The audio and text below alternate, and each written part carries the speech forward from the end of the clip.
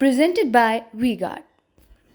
कि politics of performance ये शब्द का प्रयोग करने की हिम्मत अगर किसमें है वो केवल बीजेपी की। कांग्रेस को जब अपनी हार सामने दिखाई देती है तब उसका एकमात्र एजेंडा रहता है कि लोगों को दिग्भ्रमित करो। मुझे नहीं लगता कि इससे बीजेपी को कोई बहुत बड़ा भारी नुकसान है। हम चुनाव को लोक शिक्षा का एक अवसर मानते हैं। ये काम हमारा शीर्ष नेतृत्व करता है, हमारा कार्यकर्ता करता है, हमारा जिले का अध्यक्ष भी करता है, मुख्यमंत्री भी करता है। हमारे नेता जब शहर शहर जाकर कड़ी धूप में सभाएं करते हैं तब उनके नेता कहीं थाईलैंड में रहते हैं, कहीं लंदन में रहते हैं। तो ये तो उनकी जनता के प्रति जवाबदेही है।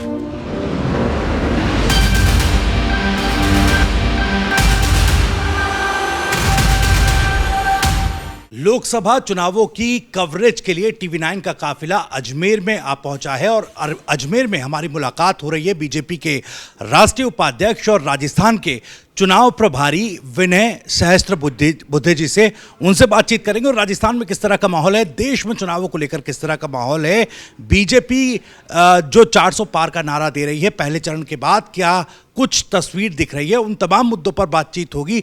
सर, सबसे पहले बहुत बहुत स्वागत आपका टीवी9 पर। बहुत धन्यवाद।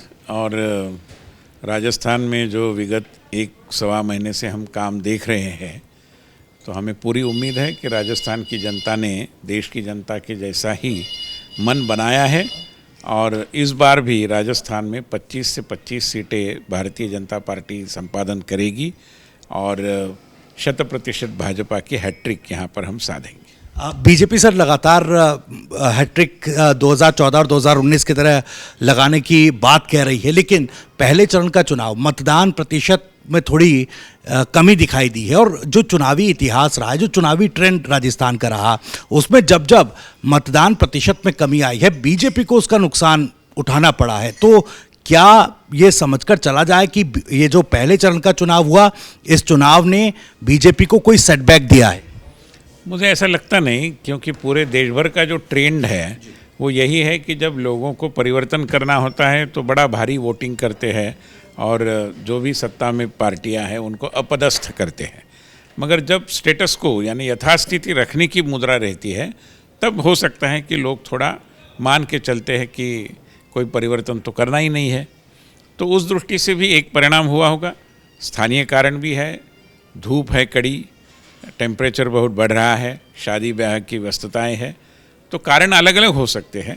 मगर हमारा आत्मविश्वास वोटिंग परसेंटेज के ऊपर निर्भर नहीं है, क्योंकि हमारे कार्यकर्ताओं ने अपनी भूमिका का निर्वहन किया है। हमारे कार्यकर्ता हर जगह सक्रिय रहते हुए बूथ पर वहाँ पर जाकर वोटरों को मार्गदर्शन भी कर रहे थे। शक्ति केंद्र के लोग वोटरों को उठाकर सुबह सुबह मतदान करें, पहले मतदान बाद में जलपान का सूत्र स्वीकार करें, इसका भी अपील कर रहे थे। और इसलिए भारतीय जनता पार्टी का जो समर्थक मतदाता है उसका 100% वोटिंग होने की पूरी संभावना हमें लग रही है और उसके कारण मुझे नहीं लगता कि इससे बीजेपी को कोई बहुत बड़ा भारी नुकसान होगा। सर, चूंकि हमारी चुनावी कवरेज यात्रा है पूरे राजस्थान में, हम घूम घूम कर लोगों से भी पूछ रहे हैं क्या उनके मन में है क्या, लेकिन अब फर्स्ट फेज के चुनाव के बाद लोग ये बात करने लगे हैं कि थोड़ी उदासीनता है, थोड़ा वो उत्साह नहीं है। तो सवाल ये उठ रहा है कि क्या मोदी मैजिक, मोदी फैक्टर राजस्थान में नहीं चल रहा है क्या? क्योंकि जो कोर मुद्दे बीजेपी के रहे शायद उनका असर उतना नहीं हो रहा है। लोग कह रहे हैं कि राम मंदिर से जो हवा बननी थी वो नहीं बन पाई, 370 चूंकि हट गई, राम मंदिर बन गया, अब आगे क्या? इसके अलावा जो और भी कोर मुद्दे रहे हैं उनसे वो माहौल बन नहीं पा रहा है। नहीं, ऐसा मानने का कोई कारण नहीं। देखिए, विकास नाम की जो विषय वस्तु है उसका संबंध केवल भावना से नहीं होता, वो तो एक वास्तविकता दिखाई देती है, अनुभव लोग विकास का करते हैं। तो राम मंदिर बनना या फिर 370 हटना, इसके कारण हमारी साख बढ़ी हुई है और विकास क्या होता है ये लोगों के अनुभव का विषय बना है। अगर आपको थोड़ा उत्साह में कमी दिखाई दे रही है तो उसके कारण ज़्यादातर प्राकृतिक कारण है, अन्य कोई कारण नहीं है। और मुझे नहीं, और भारत में अगर वोटिंग के परसेंटेज को देखेंगे तो हमेशा शुरुआत थोड़ी धीमी होती है, धीरे धीरे चुनाव का ज्वर चढ़ता रहता है, तो वो आगे हो जाएगा। इसलिए कोई बहुत चिंता का विषय ऐसा मुझे लगता है। इसी संदर्भ में एक और सवाल मैं पूछूंगा, चूंकि आपने अभी प्रेस कॉन्फ्रेंस भी की, प्रधानमंत्री नरेंद्र मोदी के दौरे और उनकी 3 सभाओं की जानकारी आपने साझा की है, तो क्या ऐसा बीजेपी को लगने लगा है कि राजस्थान में और दम लगाने की भी ज़रूरत है? देखिए, आप पुराने रिकॉर्ड अगर देखेंगे तो इसी पद्धति से हम हमेशा काम करते रहे हैं।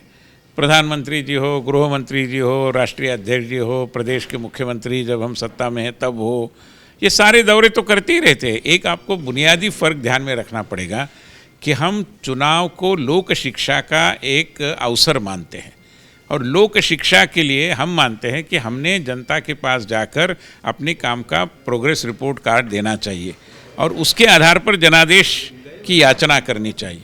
ये काम हमारा शीर्ष नेतृत्व करता है, हमारा कार्यकर्ता करता है, हमारा जिले का अध्यक्ष भी करता है, मुख्यमंत्री भी करता है। तो उसी क्रम में अगर माननीय प्रधानमंत्री, और वो कोई केवल राजस्थान का संदर्भ नहीं है, महाराष्ट्र में भी अभी 2-3 दौरे उनके हो गए, तो हमारे शीर्ष नेतृत्व की ही ये भूमिका है कि हमने जाकर अपने किए हुए काम का रिपोर्ट देना चाहिए, उसके आधार पर लोगों से वोटों की प्रार्थना करनी चाहिए। तो ये तो हमारी अकाउंटेबिलिटी की जो एक भूमिका है उसका परिचायक है। मुद्दों की जब बात होती है, एक ऐसा लग रहा कि कई नेता जो बीजेपी के प्रत्याशी या नेता हैं, उन्होंने इस तरह की बातें की, संविधान बदलने के लिए वोट चाहिए, तो क्या उस तरह की बातों से बीजेपी को एक यूँ कहें कि वो बातें बीजेपी के लिए बैकफायर का काम कर रही है? क्योंकि कांग्रेस पार्टी अब इसी मुद्दे को जोर शोर से उठाकर ये कह रही है कि देखिए, आरक्षण में अगर बीजेपी को आपने जिताया तो आरक्षण को ख़त्म कर दिया जाएगा, संविधान बदल दिया जाएगा। देखिए, कोई नई बात नहीं है। ये माननीय अटल जी की सरकार थी तब भी इसी तरीके की गलत धारणाएं फैलाने की कोशिश कांग्रेस ने की। कांग्रेस को जब अपनी हार सामने दिखाई देती है तब उसका एकमात्र एजेंडा रहता है कि लोगों को दिग्भ्रमित करो, गुमराह करो, अफवाहें फैलाओ। तो उसी क्रम में उसमें वो माहिर भी है बहुत ज़्यादा, तो उसी में वो करते रहते हैं। देखिए, कांग्रेस ने कभी भी अभी विगत कुछ सालों में चुनाव को गंभीरता से लिया ही नहीं। हमारे नेता जब शहर शहर जाकर कड़ी धूप में सभाएं करते हैं तब उनके नेता कहीं थाईलैंड में रहते हैं, कहीं लंदन में रहते हैं, तो ये तो उनकी जनता के प्रति जवाबदेही है। तो उनके किए हुए आरोपों को या उन्होंने जो भी बयानबाजी चलाई है उसको कोई गंभीरता से लेता नहीं। लोगों को पता है कि संविधान के सूत्र को अमल में लाने वाला एकमात्र दल है बीजेपी। धारा 370 हटाना ये कोई हमारा एजेंडा थोड़ा ही था, हमारा जरूर था, मगर संविधान निर्माताओं का था। बाबा साहब अम्बेडकर जी का आदेश था, हमने माना। अम्बेडकर जी ने कहा था कि समान नागरिक कानून लाओ, हमने उस दिशा में आश्वासन दिए। अभी ट्रिपल तलाक को भी हमने हटाया। तो ये तो काम हम करते हैं। और संविधान निर्माता जो नहीं चाहते थे कि जन्म पर आधारित उच्च नीचता, वो काम कांग्रेस कर रही है, क्योंकि उनका दल जन्म पर, और बहुत सारे परिवारवादी दल, वहाँ पर आप किस घर में जन्मे उस पर आपको अध्यक्षता मिलना नहीं मिलना निर्भर रहता है। हमारे दल में ऐसा कुछ नहीं होता। तो संविधान के बारे में अनाप शनाप संदेह लगाना बीजेपी को लेकर, मैं मानता हूं कि ये कांग्रेस का एक फेवरेट पास टाइम है। उन्होंने अभी उससे अपने आप को मुक्त करना चाहिए। चलिए, मैं थोड़ा सा चुनाव पर वापस आता हूं। कल जब पहले चरण का चुनाव हुआ, नागौर में बीजेपी कार्यकर्ता, आरएलपी कार्यकर्ता आमने सामने आ गए। एक तस्वीर आई, शुभकरण चौधरी, वो एक पुलिसकर्मी के साथ थोड़ा, जो बीजेपी के कैंडिडेट हैं, वो थोड़ा सा एक तीखी बहस नोकझोंक करते हुए दिखाई दिए। उनकी अथॉरिटी, पुलिसकर्मियों की सुरक्षा बल हैं, उनकी अथॉरिटी को लेकर सवाल करते हुए दिखाई दिए। तो ये इस तरह की चीज़ें क्यों सामने आ रही है? क्या किसी तरह के कोई छटपटाहट बीजेपी प्रत्याशी या नेताओं के बीच में है क्या? ऐसा नहीं होता। वोटिंग जब शुरू रहता है तब कुछ ऐसा कुछ हुआ होगा। मैंने उस पूरी घटना की कोई जानकारी ली नहीं है।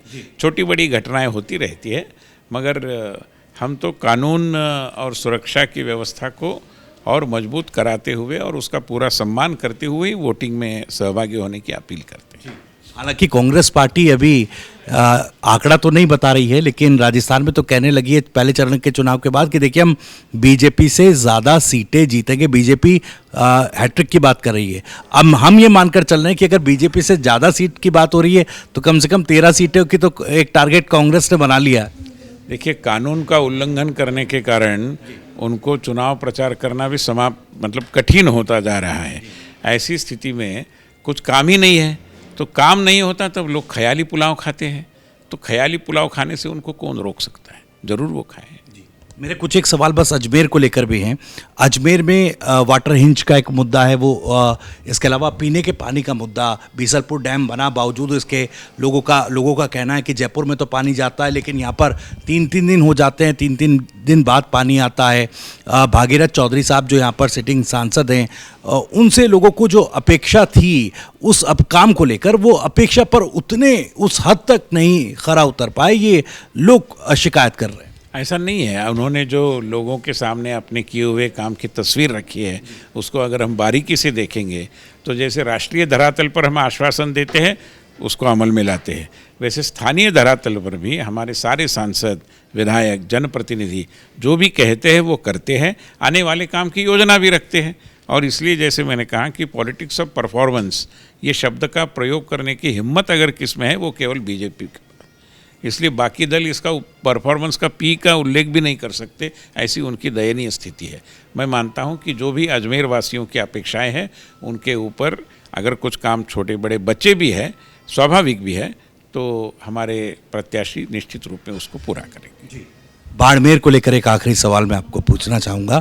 बाड़मेर में जिस तरीके से रविंद्र भाटी जो हैं वो चुनावी टक्कर दे रहे हैं, और चूंकि बड़ी कोशिश भी हुई, मुख्यमंत्री भजनलाल से मुलाकात भी हुई थी, कुछ मांगे उन्होंने अपनी सामने रखी थी कि भाई मेरी ये 3 मांगों पर एक रिटन सहमति आप दे दीजिए, तो उसके बाद बीजेपी के साथ या गठबंधन में जिस भी तरीके से उस तरह से साथ आने की बात होगी, तो आखिर कहाँ बात नहीं बन पाई, और एक क्या बड़े चैलेंज के तौर पर आप देख रहे हैं बाड़मेर में? देखिए जैसा पूरे प्रदेश का आकलन करना हमारा काम है।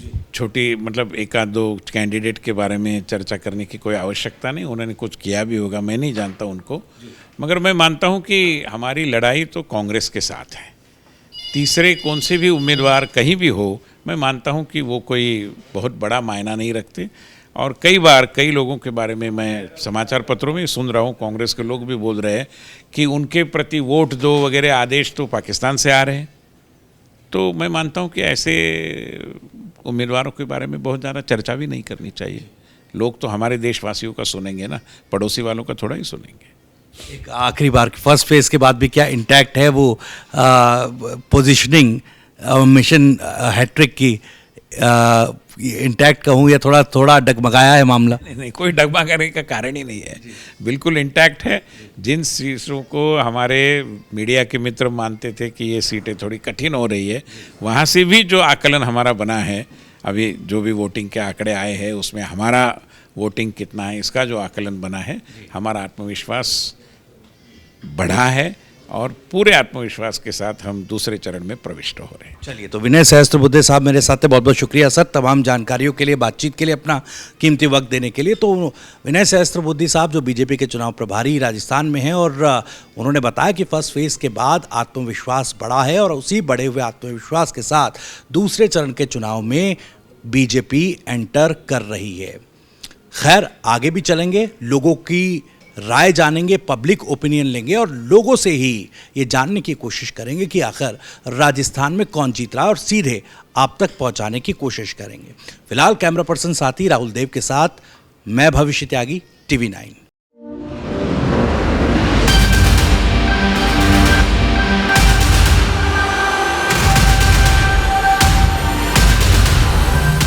Presented by WeGuard.